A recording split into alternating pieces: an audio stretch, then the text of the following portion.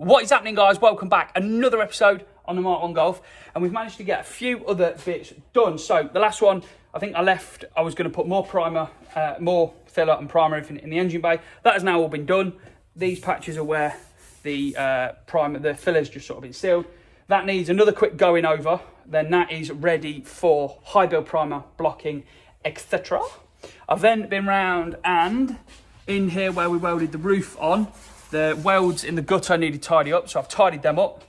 We've drilled and fitted the wiper, we've drilled the wiper holes and fitted all the wiper mechanism. I just need the motor to turn up so I can work out where this bracket gets welded to down in there. Massive thank you to Anthony for donating that mechanism to me. Thank you very, very much. I was struggling to find one. I've also slung the wings on just to check all the fitment around here, check we're happy with the gaps, check everything's all right, and I'm happy to say they are fitting pretty well. So we did it quite well the last time. This side, or on this side of the car, what I've done is this whole side was sanded back down to bare metal, and this has now been epoxy primed, and I've started flattening it down and keying it up, ready to get a bit of filler on this side of the car. So this episode is going to be carrying on doing it around the rest of the car. So we're going to start off on the back, get all of this, all the boot opening and everything, get that all back down to bare metal. Then we'll move on to this side, get all of this side down to bare metal again as well. Then we'll put it back on the rollover jig. Took it off for access purposes and because we painted the engine bay where the bolt's fixed, where the bumper goes on. Then we'll put it on the rollover, we'll get the roof down to bare metal, and then we'll be able to get the epoxy primer on and have the shell completely in epoxy primer by the end of the day, which is amazing. Meaning that tomorrow, fingers crossed, we can start looking at the filling process. And then we can, well, then the high build primer and the colour will be delivered tomorrow by Breakwells Paints, which is amazing. Thank you very much for their support. They'll come. And then we'll fill it, high build it, block it, and we're still on track for having it in paint by the end of the month. So GoPro's there, sanding stuff's down there. Let's make a start. But before we get on with that, you might not have seen the video, but I've launched my very first competition on the channel and we're giving away the Fiesta ST180 track car. It's undercover at the minute, it's a little bit dusty in here. So yeah, I'll put a link in the description and up here somewhere to the episode where I'm explaining what's going on with the Fiesta. And I'll put a link in the description to the raffle page where you can grab your tickets as well.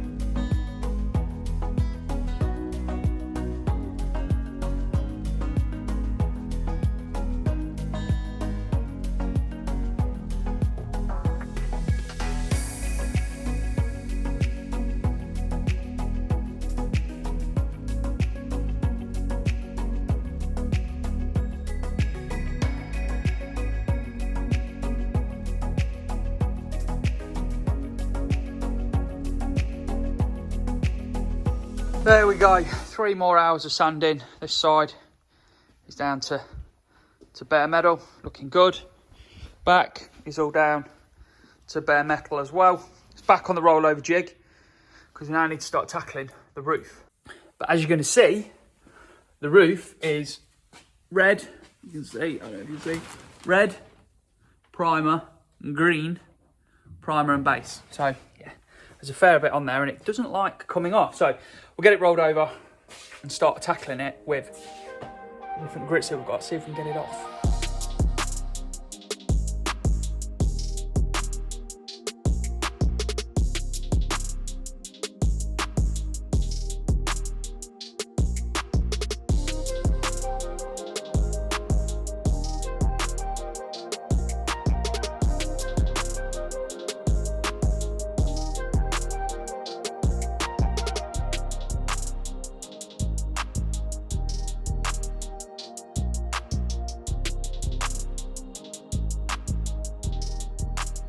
I'm filthy, absolutely knackered, it's getting late in the day, but the car is on axle stands, masked out, All of it is now back to bare metal, apart from in there because I can't get it, but that's scuffed up.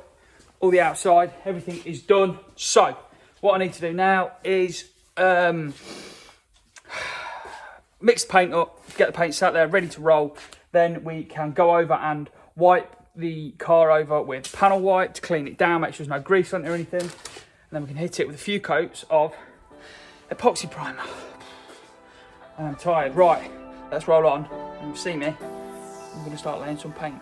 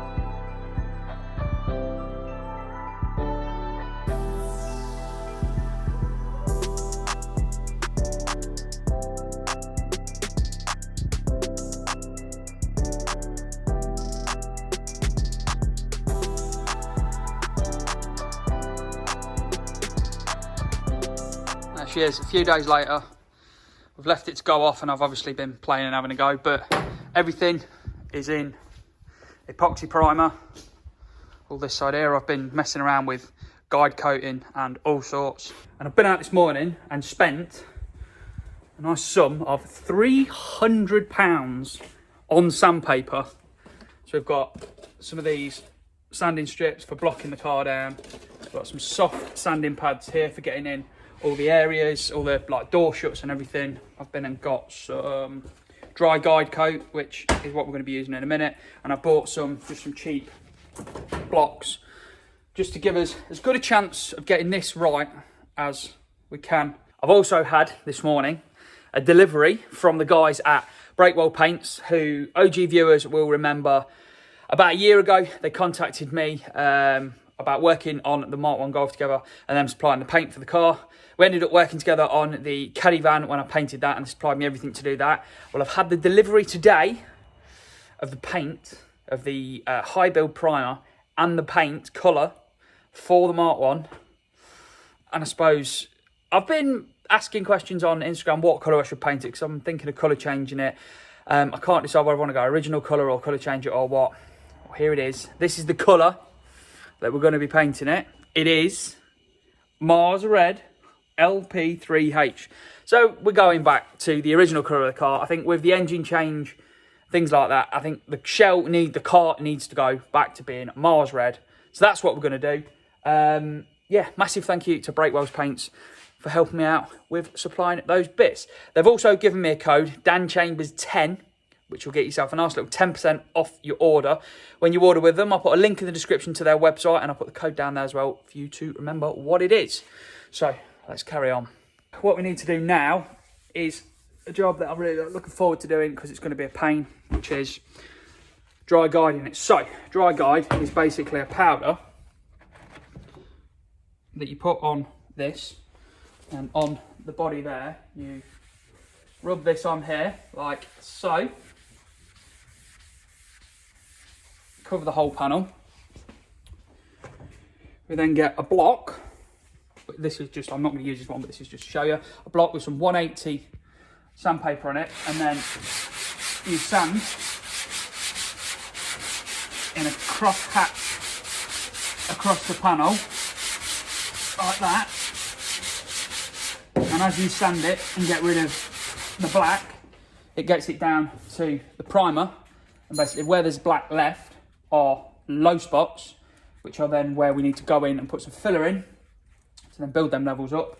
Then we can guide coat it and block sort of the filler out as well. Then we can seal it all up with epoxy primer, allow that to go off for a day or two.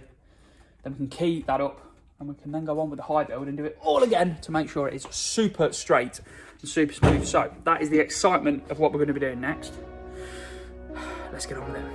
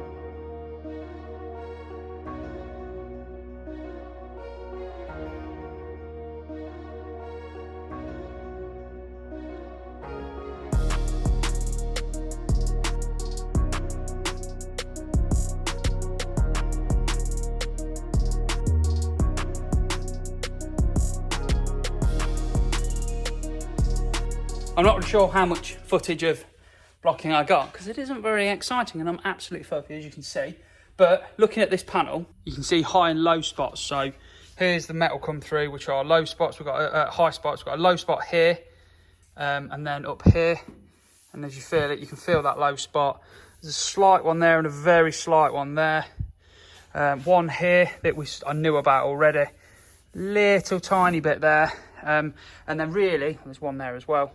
And then really it's just the arch, and this bottom corner, which we already knew about. That is a pretty straight rear quarter. So I'm going to mix some filler up now, chuck some filler on these areas, let that go off, carry on working around all the door opening and everything, getting that sort of scuffed back so this can then be primed again once we've dealt with that. And then we'll move on to the rear panel and move around it to the other side.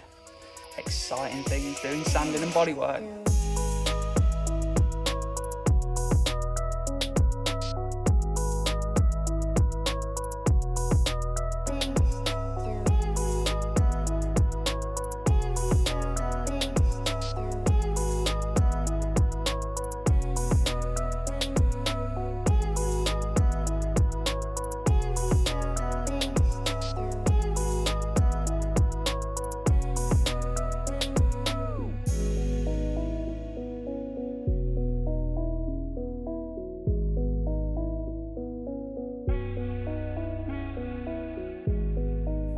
I decided against filming, doing the filling and all the sanding of the filler down and everything process because it was just taking ages and ages and ages, and I'll be honest with you, I'm bored of it. And I just wanted to get it done and get that part out of the way. So the car is now back in primer and looking a lot straighter than it was before. So there's a few bits of filler in here, arch. It all still needs a little bit of work, but again, I've run out of time for today. But yeah, everything's looking a lot straighter than it did before. I've obviously sanded all the filler down with 80 grit, so there are some quite deep scratches in it from sanding it, but we're going to give that a little lick of filler over with some of the dolphin glaze or the glaze stuff, and then we'll sand that over with 180. Rear panel, there was a bit of a dip here.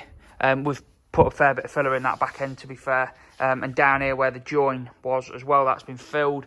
This side, arch has been done. We've filled around all the filler, and there are a few bits and low spots along here. There's a couple on here as well, which we've sorted. But it's looking really quite straight now, and really quite nice down there. And down there, it's looking pretty good. And I'm absolutely stoked with it. as it's going at the minute. It's a little bit slower of progress than I wanted it to be, but you massively underestimate how much work goes into doing a full bare metal respray. I think, well, it's a week I've been doing it now. When I decided, well, after having the bay done, the outside of the car, we've been on it about a week. 4 days, maybe, 4 days. And the amount of money as well. Like I said earlier, £300 on sandpaper is insane. To paint this yourself, buying the paint, everything yourself, you wouldn't see much change out of £1,000. I really don't think you would. So, yeah. Paint jobs are expensive for a reason. But, yeah, that's where we're up to now. I mentioned in one of the other videos that I'd been loaned a compressor, which is this. It's a bit dusty, sorry, guys. Burrish compressor from GTI. And I've not really done anything on it or spoken about it much because I really wanted to use it and see how I got on with it. And I've got to say, for the money and what it is, that thing is absolutely phenomenal. It hasn't struggled at all with any of the kit that I've been using. I've been using big 6-inch sanders. We've been using the little 3-inch one, blowing stuff down. There's a few other bits I've been using on it, and it's absolutely brilliant. It hasn't put a foot wrong. So I'll put a link in the description to that compressor and to GTI. It's really quiet as well because it's belt drive, so the motor's not like direct drive ones. It's all geared down. If you need one, it's perfect for in your garage. It does what it needs to do. It's keeping up with the spray gun and everything, and it's not, as I'm spraying, it's actually turning off and then coming back in. So I'm not stressing it at all. Great little bit of kit. Thank you very much to GTI for helping me out with that one. I'll put a link in the description to it.